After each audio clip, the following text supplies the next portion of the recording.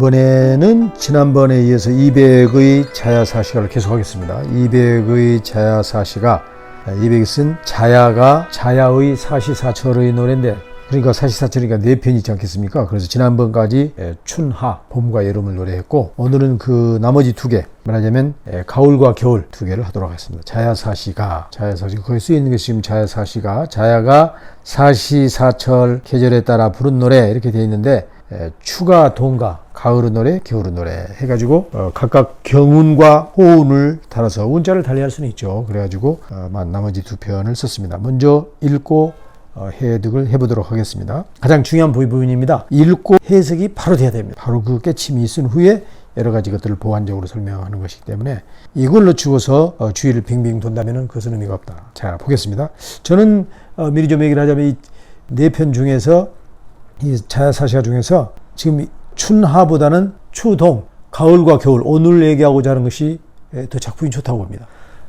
일반적인 평가는 이 가을 것이 최고다. 지금 금방 바로 지금 읽으려는 것이 최고다 그러는데, 제가 생각하기에는 그 가을뿐만 아니라 그 이어지는 겨울도 좋습니다. 그래서 가을과 겨울이 아주 좋은 작품이다, 이렇게 얘기를 할 수가 있는데, 지난 시간에 배웠던 것과 비교를 하면서 한번 이 말에 설득력이 있는지 한번 지켜보시기 바랍니다. 장안 일편월, 만호도의성, 추풍취부진, 총시옥관청, 하일평호로, 양인파원정, 이렇게 되어 있습니다. 장안 일편월, 장안의 한 조각의 달, 장안, 서울 수도 장안의 조각달 하나. 만호도의성, 10,000개나 되는 집집마다 도의성, 옷을 짓느라고 다듬이질 하는 소리가 들린다. 여러분 아시는가 모르겠어요. 우리 어렸을 때 이렇게 다듬이질 어머니, 할머니, 친척 여성분들이 많이 했습니다. 그리고 우리가 때로는 거들어드리기도 하고 그랬던 기억이 납니다. 어렸을 때. 추풍취부진, 총시옥관정, 가을바람 불어와 타하지 않으니, 그치지 않으니, 계속되니 총시옥관정, 모두가 온통 다 옥문관을 그리는 마음이구나. 저 옥문관에 전쟁에 나가 있는, 변방변세에 나가 있는 남편을 그리워하는 마음이라. 하일평호로, 어느 때나 저 오랑캐들 평정하여 양인파 원정, 양인 서방님은 그 원정을 파할 수 있을까, 끝낼 수 있을까, 마칠 수 있을까, 마치고 고향의 집에 돌아올 것인가, 그런 얘기가 되겠습니다. 장안에 한 조각의 달 떠 있는데 10,000개나 되는 집에서는, 온 집에서는 집집마다 겨울옷 짓는 다듬이 소리 들린다. 가을바람 불어옴이 그치지 않으면 모두가 옥문관을 그리워하는 아내의 마음일 테지. 언제나 오랑캐 평정하여 남편은 원정길 마치고 집에 돌아올 수 있을까. 그거 이제 3번째 추고요. 그 다음에 이어서 동가. 저는 이 동가도 아주 좋다고 생각하는데, 명조 영리발, 일야서 정포, 소수 추 침냉, 나감 파전도, 재봉기원도, 기일도임조, 그랬습니다. 명조 역사발, 내일 아침이면 영리가 출발한다는데 내일 아침이면 심부름꾼이 떠난다고 하여 일야서 정포, 밤새 내내 솜을 집어넣어 가지고 남편이 쓸 겨울 군복을 만드네.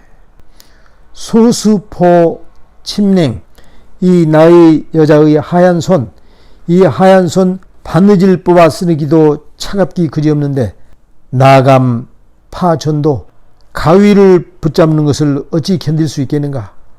재봉기원도, 옷을 마르고 기워 자르고 꿰매서 옷을 만들어서 저 먼 길에 붙이면은 기일도임조, 몇 날이나 걸려서, 거기까지 몇 날이나 걸려서 님 계신 임조에 이를 수 있을까. 서북방변의 그 임조에 이를 수 있겠느냐. 먼저 함께 낭송을 한번 하고 나가겠습니다. 제가 선창을 하고 따라 하시는 걸로 하겠습니다. 시공부는 읽고 쓴다. 저는 그렇게 생각을 하고 있습니다. 백거이로부터 배우는데 그걸 종합해서 표현해보면은 읽고 쓴다. 그 양반이 쓰느라고 얘가 달아졌고 읽느라고 해가 달아졌다고 그랬습니다. 그래서 우리말로 쉽게 풀이하면 시공부는 읽고 쓴다. 이렇게 제가 만든 버전입니다. 장안 일편월 만호도의성 추풍취부진 총시옥관정 하일평호로 양인파원정 명조역사발 일야서업정포 소수추침냉 나감파전도 재봉기원도 기일도임조 그렇게 되어 있습니다.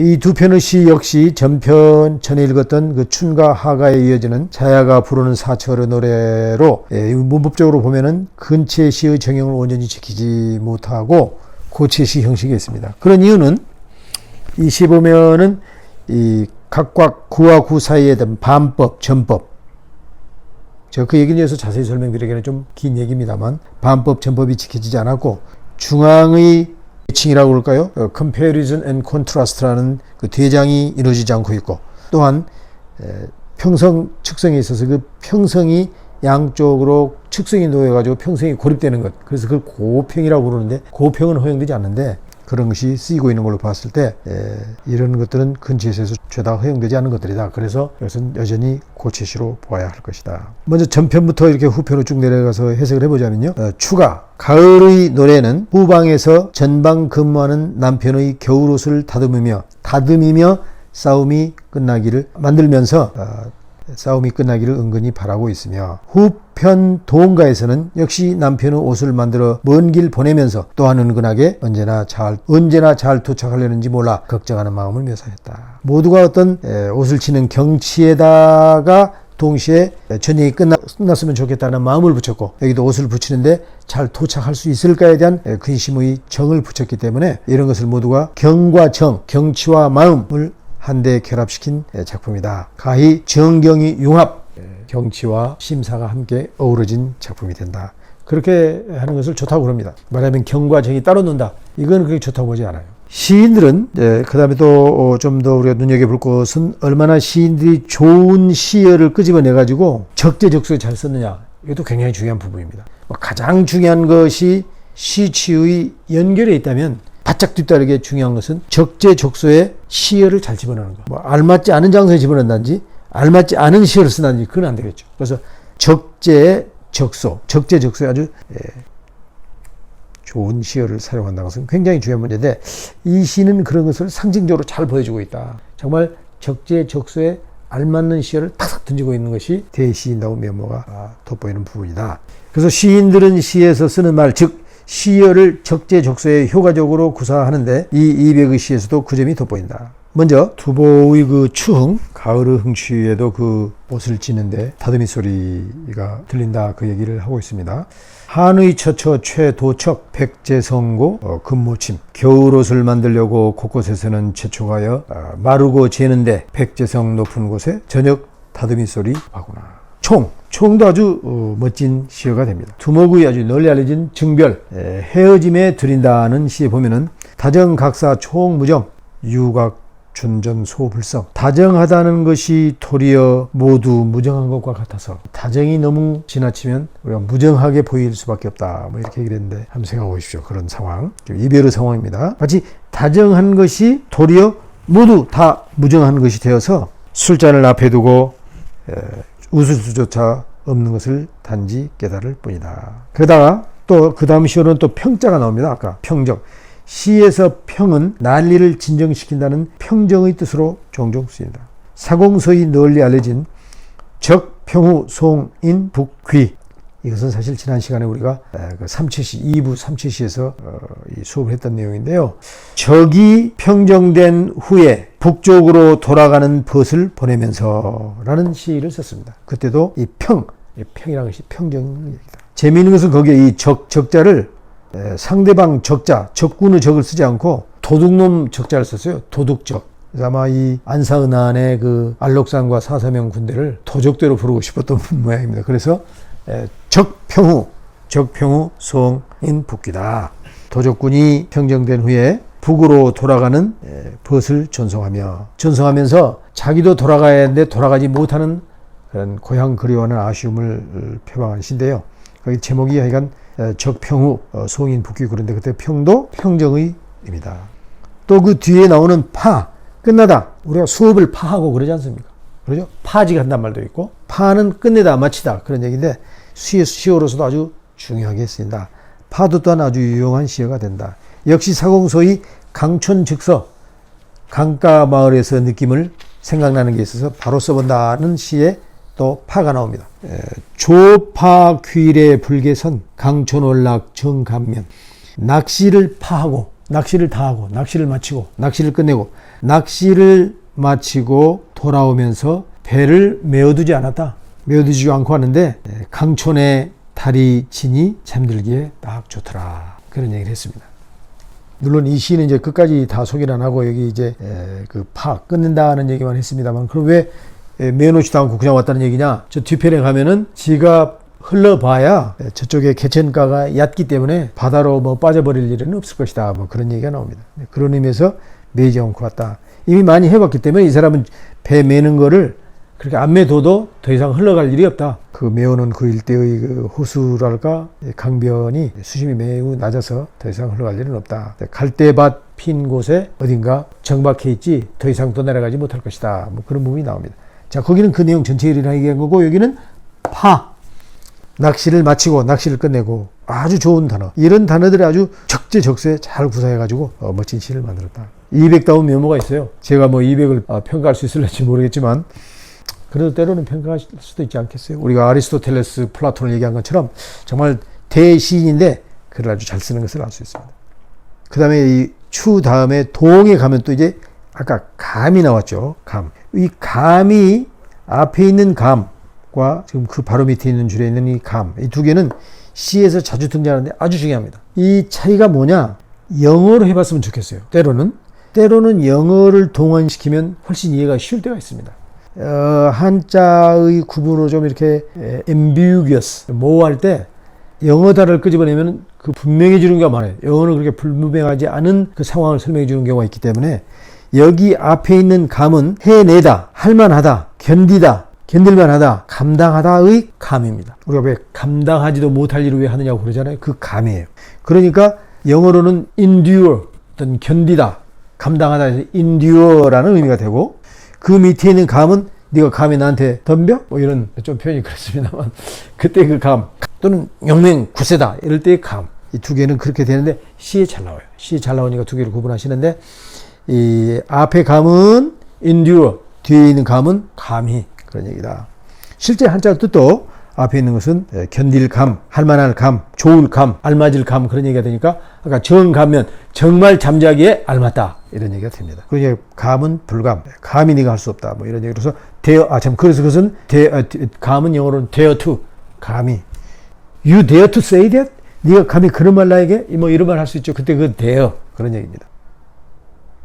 시에 자주 등장하니 기억에 두도록 하자. 여기서는 나감, 어찌 감당하랴? 바늘 뽑아 쓰기도 추운데 가위를 어떻게 내가 이렇게 붙잡고 있겠느냐? 어찌 붙잡는 것이 가능하랴? 어찌 견딜만 하랴? 어찌 견딜 수 있겠는가? 나감, 하감과 마찬가지로 어찌 견디랴의 정도가 된다. 가위 잡는 것을 어찌 감당할 수 있겠는가라는 뜻이다. 다시 아까 사공서의 강촌즉서의 직사에서 인용했던 부분이 바로 뒤에 그가 나오죠. 앞에 조파귀래 불개선 hin가하면은 강촌월락 정감면.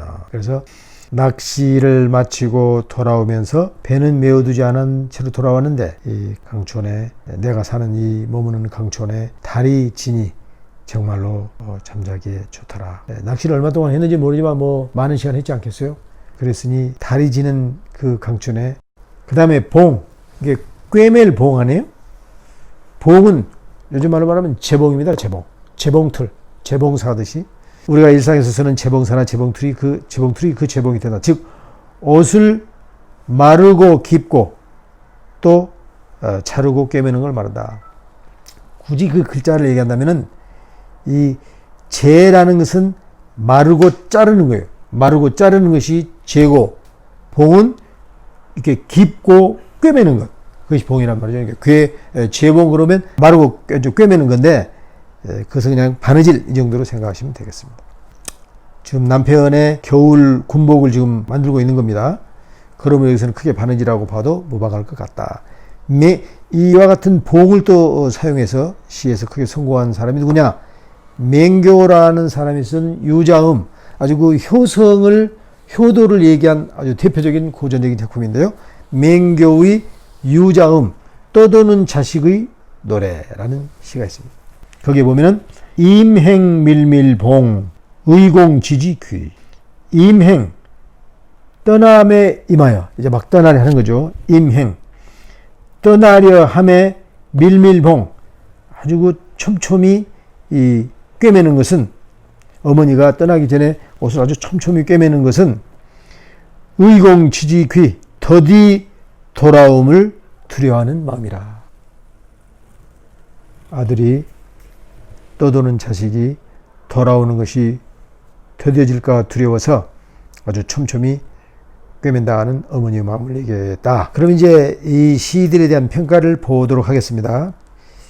먼저 그 추가 동가 가을의 노래를 평가한 걸 보면은 명나라 왕부지는 당시 평선 당나라 시를 평가하여 묶었다는 책에서 다음과 같이 썼습니다. 전사의 시 천양간 생성 피태백 습득.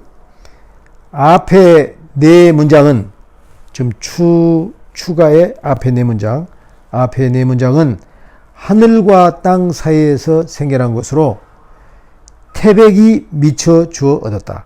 또는 태백의 습득됨을 당하였다. 하늘과 땅 사이에 생겨난 아주 소중한 언어인데 그것을 태백이 주어 담은 것이다.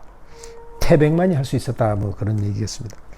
또 청나라 심덕잠은 설시수어 시를 논하고 말을 기른다 해서 다음과 같이 쓰고 있다.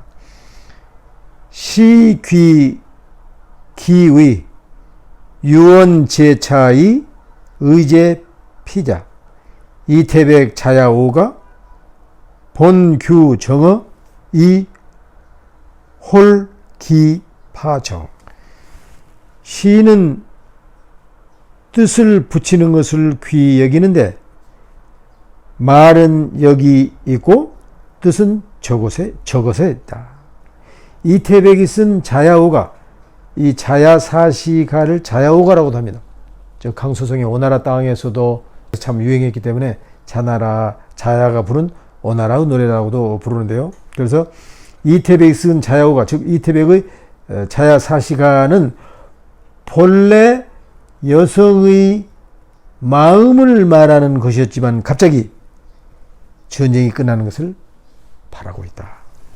이렇게 여성의 마음을 얘기하는 것 같으면서 동시에 거기에 전쟁이 끝나기를 바라는 마음을 붙여 쓰는 경우가 많이 있다. 그래서 시인은 그 뜻을 붙이는 것을 귀히 여긴다. 그 말을 지금 하면서 그렇죠.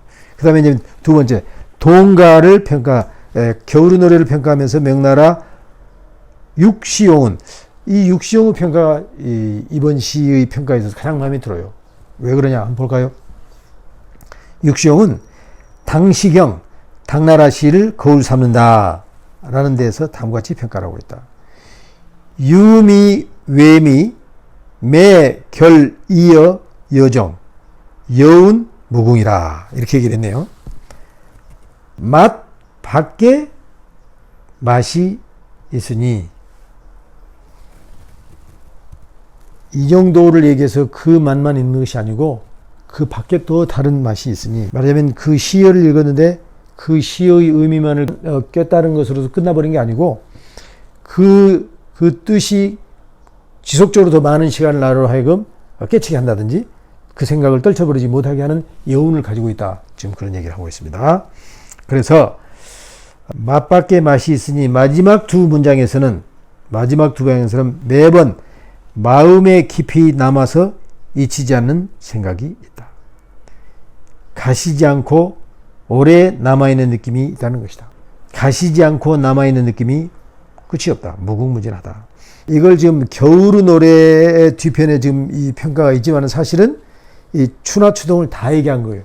그러면서 이 6구식으로 썼는데 1, 2, 3, 4, 1, 2, 3, 4, 1, 2, 3, 4, 1, 2, 3, 4 얘기할 때와는 달리 마지막 5, 6, 9 마지막 두 구를 얘기하는 데 있어서는 어떤 새로운 전환적인 모습을 보여주면서 깊이 그 두 문장으로 하여금 여운을 오래 남도록 한다 하는 특징을 잘 얘기해주고 있다 해가지고 아주 그 좋은 관찰을 보고 이 평가를 한 것이다. 일반적으로 시 전체를 그렇게 얘기할 수 있을 것도 같지만은 한시를 공부하는 데 있어서 이해나 작실한데, 감상이나 작실한데 굉장히 중요한 것을 저는 날카로운 관찰, sharp observation이라고 얘기를 합니다. 날카로운 관찰이라는 건 뭐냐면은 우리가 쉽게 놓쳐버릴 수 있는 것을 바로 잡는 것. 그래서 던져가지고 우리들이 참 그런 것도 있을 수 있겠구나 하면서 공감해 줄 수 있는 것. 이런 것을 나는 아주 좋은 거라고 생각하는데 바로 이 지금 육시용이 그 4개의 시에서 마지막에 두 구씩이 전부 그런 어떤 여운을 남기는 아주 좋은 명구가 되어 있다는 것을 지적해가지고 아주 sharp observation을 좋은 예를 보여주고 있는 것 같다. 그래서 이 시용, 육시용이 아주 그 평가를 잘했어요. 명평가를 했는데 시용이란 이름도 참 좋습니다. 이게 시용. 시용이라는 게 시대의 평화, 시대의 기쁨. 평화롭게 사는 게 좋지 않습니까? 이웃과 다투는 것보다는 또 인제국가 싸우는 것보다는 평화가 좋죠. 이 이름 시용은 시대의 평화 또는 기쁨을 뜻하는데 그래서 시용지정 하면 세상 평화와 기쁨의 정치를 의미한다. 그런 정치를 펼쳐야 된다. 무슨 나라와 나라 사이에 큰 전쟁을 막는 평화만 얘기하는 것이 아니고 나와 갑과 을 사이에 너와 나 사이에 어떤 평화와 기쁨의 삶을 추구한다는 얘기가 되기 때문에 멋진 육시용이 이름이 멋져요. 육시용 아버지나 할아버지께서 지어주셨겠죠. 네, 좋습니다. 동과 서, 남과 북, 너와 나 함께 평화롭게 사는 세상을 갈망하는 문학도의 노력과 정성을 담아봤다. 그리고 평가가 하나 더 있습니다. 근대의 당시 300수 상석, 당나라 시 300편을 상세히 분석하면서 말하고 있다. 자야 동가, 이 자야가 부른 겨울 노래라는 것은 시사 여자 제 동야 간 제 정포적 정형. 자야 동가는 자야 겨울의 노래는 겨울밤에 서둘러 군복을 짓는 딱한 형편의 여성을 묘사한 시다. 끝으로 다시 한번 낭송하고 끝내도록 하겠습니다. 시작 때 낭송과 끝날 때 낭송에는 느낌의 차이가 좀 있어야 될 것 같습니다. 끝날 때는 뭘 할까? 후자 끝날 때라면은 뭔가 성취하는, 완성하는, 무르익은 그런 느낌이 있어야 될 것 같습니다. 그것이 우리가 수학하는 사람들의 마음의 자세가 되리라고 믿습니다.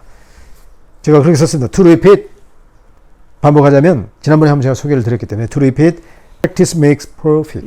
이 실천이 완벽하게 만든다. 그럼 이제 한번 낭송하고 끝내도록 하겠습니다. 장안 일편월 만호도의성 추풍취 부진 총시옥관정 하일평호로 양인파원정 명조영리발 일야서정포 소수추 침냉 나감파 전도 재봉기원도 기일도임조.